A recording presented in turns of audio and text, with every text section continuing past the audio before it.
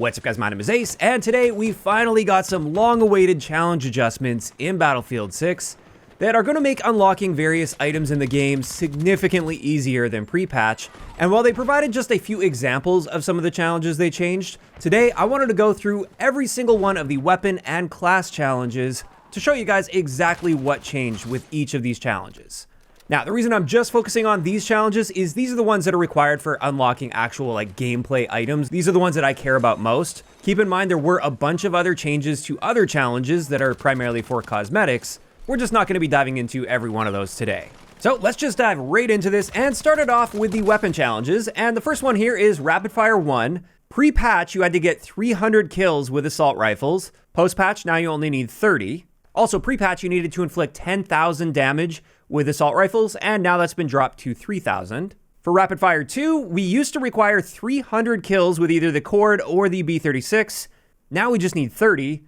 And we also needed to get 100 kills beyond 50 meters while aiming down sight with assault rifles. That's been cut down to 20. For Rapid Fire 3, pre-patch, we needed 4,000 damage in close range while hip firing with assault rifles. That's been cut in half. And we also required 300 kills with the SOAR or NVO. That has been cut down to 30. Then for Danger Close 1, pre-patch, we needed 100 kills while aiming down sight with carbines. That's been cut down to 30. And previously, we also needed 10,000 damage with carbines. That's been cut down to just 1,000. As for Danger Close 2, pre-patch, we needed 100 kills with the QBZ or M277. That's been cut down to 30. And also previously, we needed 300 headshot hits, not headshot kills, but just hits to the head. Now they've changed that to just being 15 headshots. And I believe these are actual headshot kills, if I'm not mistaken. Then for LMG challenges, for Bulletstorm 1, this was a really frustrating one. Previously, we had to suppress 300 enemies with an LMG. That's been cut all the way down to 10, so much more reasonable there. And the other one previously required you to inflict 10,000 damage while hip firing with LMGs, and that's been cut down to just 3,000. As for Bulletstorm 2, previously we needed to deal 7,000 damage with the RPKM or the KTS. Now that's just 3,000, and we also needed 15 multi-kills with LMGs. Now we just need 5. Next for our point blank kills, previously we needed 2,000 damage with shotguns.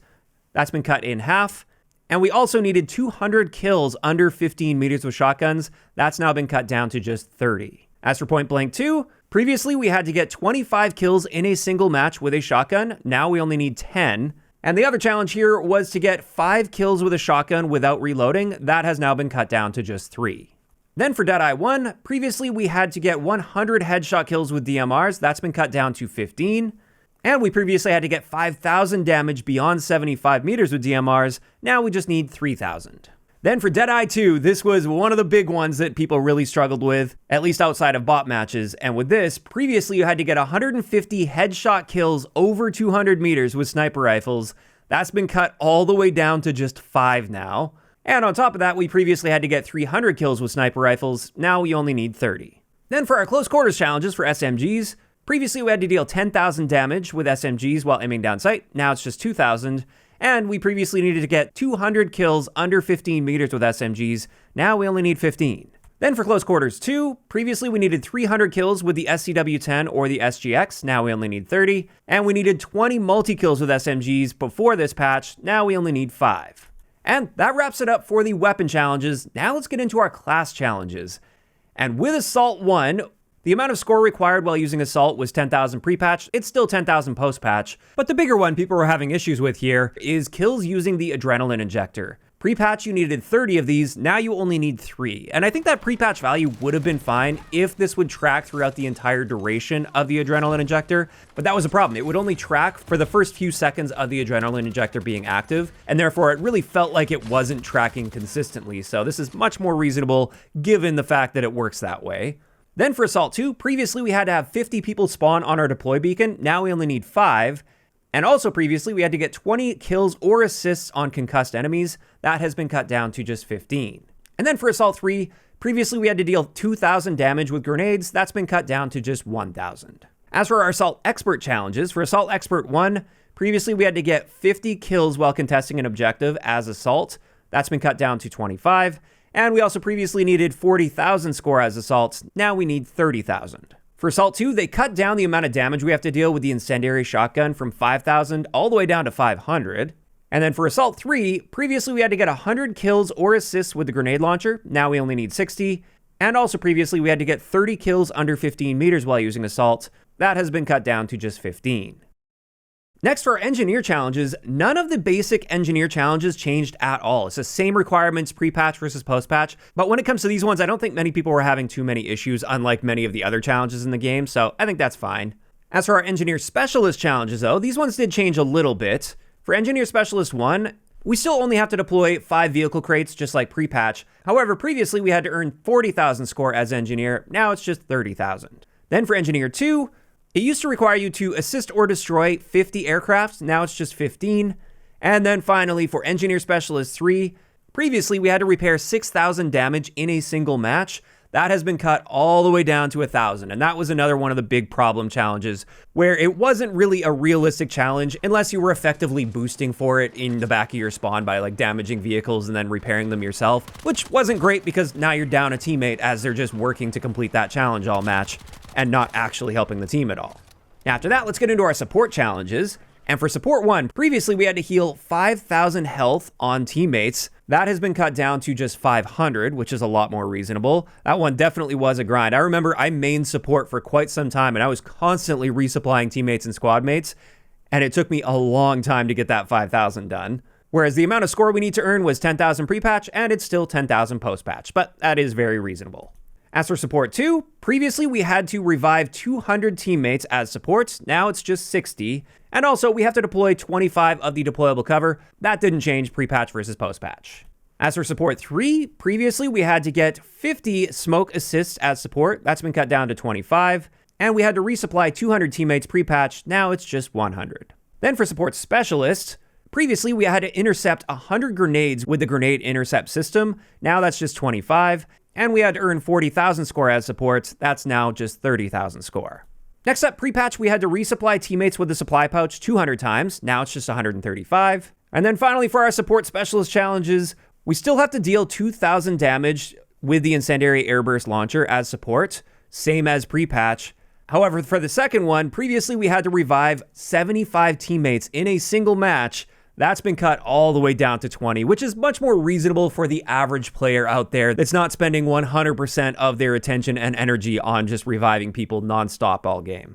Now finally, for our recon challenges, for recon 1, nothing changed here. It's the same pre-patch versus post-patch. For recon 2, we previously had to get 50 headshots beyond 150 meters while using recon. Now we just need 30 of those. And for Recon 3, previously we had to trick 30 enemies into shooting our sniper decoy. That's been cut down to just 5. As for our Recon Specialist challenges, the first part of this challenge didn't change, but instead of earning 40,000 score with Recon, now it's just 30,000. Recon Specialist 2 didn't change at all, same requirements as pre-patch. And then finally, for Recon Specialist 3, previously we had to get 10 headshot kills beyond 200 meters in a single match. Now it's just 3, and the other part of this challenge didn't change at all. This is dealing 3,000 damage with demolition charges or anti-personnel mines. And there we go. That's finally going to wrap it up for a comprehensive list of every one of the challenge changes for our weapon and class challenges. And overall, I do think these are some very appropriate changes, considering these are the challenges needed just to unlock the base items in the game. That was one of my big complaints when the game first launched, and I really wish these changes would have come significantly sooner. I think it's totally fine to have really grindy and tedious and lofty challenges to unlock cosmetics in a game, but when it comes to just the base gameplay elements that come with the game by default, I don't mind a bit of a grind, but they should all be at least very reasonable to unlock for the average player putting in an average amount of gameplay time. And with the adjustments they've made here, this is a lot more reasonable, and I'm actually going to start completing the challenges. You might have noticed as I was going through these, I haven't even bothered with most of the challenges in the game, just because first off, I knew changes were coming to the challenges, so why worry about that? And second, I actually don't get a whole lot of playtime with the game. You guys might be surprised to find that I spend the vast majority of my time testing things and making content, and that leaves very little free time to just sit down and grind the game for hours at a time. And therefore, with the limited gameplay time I do get, I don't want to be sitting at the back of the map damaging and repairing vehicles, or sitting up on a mountaintop for multiple gameplay sessions and hours and hours and hours just trying to farm long-range headshots, or trying to actively miss enemy players by suppressing them with an LMG 300 times, again, for potentially hours on end with the limited number of hours that I get in a week to play the game. If I'm only getting a few hours a week to play, I want to actually be playing the game instead of grinding tedious challenges. And I think that's probably how a good portion of the casual audience felt about this as well, is they would just disengage from the challenge system entirely because it was too tedious. So that's why I'm really relieved to finally see these. I'm now looking forward to hopping in and actually playing through and grinding these challenges because I know they're not going to be nearly as tedious and time consuming as they were previously. Like I said, I really wish these would have come much sooner in the game, but at least they're here now, and this is where I want to hear from you guys in those comments down below. How are you feeling about the challenge changes they've made with this update? Are you guys generally happy that they've made it significantly less tedious to unlock the base items in the game? Or maybe not? Do you guys think they took it too far? Or do you think it was totally fine as it was pre-patch? Just let me know down below. If you enjoyed the video, a like rating is always appreciated, and don't forget to subscribe for more if you haven't already. I'll talk to you guys next time.